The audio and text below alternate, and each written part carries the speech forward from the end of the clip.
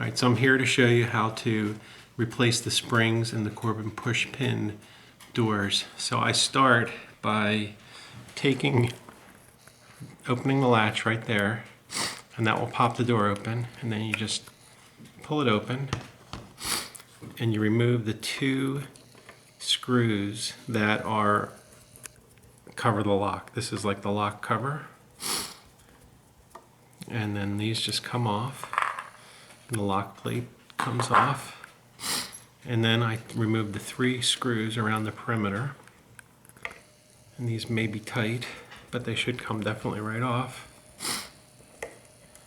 And they each have a washer, so I take three of these off, and then once these are off, that's basically the lock can be removed.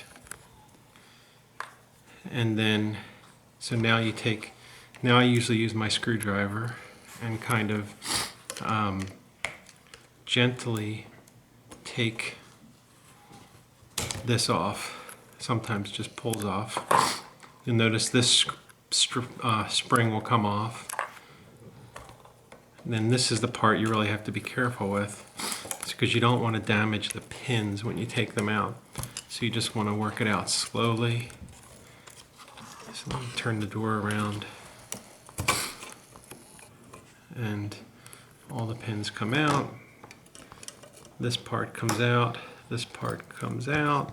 It fits on that little knob here. And then you'll want to probably take a screwdriver and gently remove all these pins as such. And then you'll want to, and you can see here actually some of the springs, the old springs which you'll be replacing, are actually along here. So along here is the springs that you'll be replacing. Depending on the door you have, you may or may not be able to see them that well, depending on how rusted they are. But that's what you're replacing with the 5 springs. And then there's another spring that goes along this edge of the door that you'll also replace. So you want to take all these out and do all that, and then really clean all these up. You want to get this almost so that there's no residue on it, and you could actually clean it up to a point if you wanted to make the brass, like, bright brass again. It really depends on your preference, but you want to get all this stuff off so that it's nice and clean out of all the holes. You want to get these old springs out of here. They're rusted in, so you want to take those out. And you can use a variety of things to get that clean, a brass brush or steel wool.